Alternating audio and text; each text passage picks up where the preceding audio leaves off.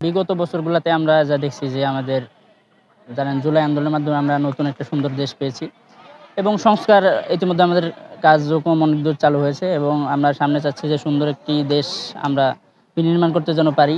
এজন্য সকল দেশবাসীর প্রতি আমরা উদারতা আহ্বান জানাচ্ছি। সবাই যেন আসলে এই বিষয়ে আসলে সবাই যেন এগিয়ে আসে এবং আসলে একটা সুন্দর দেশ বিনির্মাণের জন্য আমাদের প্রত্যেকের নিজ নিজ জায়গা থেকে আসলে সচেতনতাই আগে।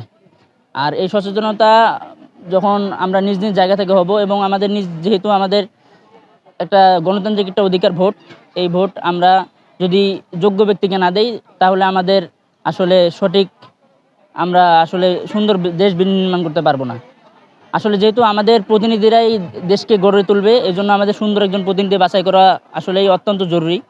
তো এই জন্য আমি যেহেতু একজন তরুণ ভোটার, এর জন্য আমি আসলে একজন প্রভাবশালী কোনো একজন আমাদের প্রতিনিধি থেকে বাছাই করার পূর্বে আমি দেখব তার ব্যাকগ্রাউন্ড কেমন, তিনি যদি কোনো সময় ক্ষমতায় ছিলেন, তার আসলে তিনি কী ধরনের কার্যক্রম করেছে, তার সময় কোনো অনৈতিক কার্যক্রম হয়েছে কিনা, আরও বিষয়াদি আমরা দেখব। এবং আসলে এখানে নতুন একটি দল আমাদের এনসিপি এসেছে এবং আমাদের জামাত ইসলাম আছে এবং আমাদের বিএনপি আছে। এখন সবগুলো দলের মধ্যে থেকে আমরা তাদেরকেই ভোট দেওয়া উচিত যারা আসলে নৈতিক।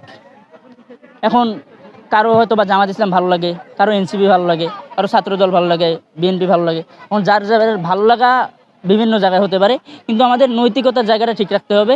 নৈতিকতার জায়গা থেকে যেই দল ভালো সেই দলে আমাদের ভোটটা দেওয়া উচিত।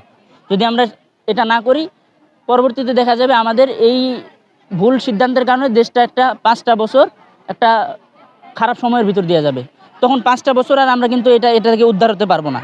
তাই এখনই সময় আসলে আমাদের সঠিক সিদ্ধান্তটা নেওয়ার।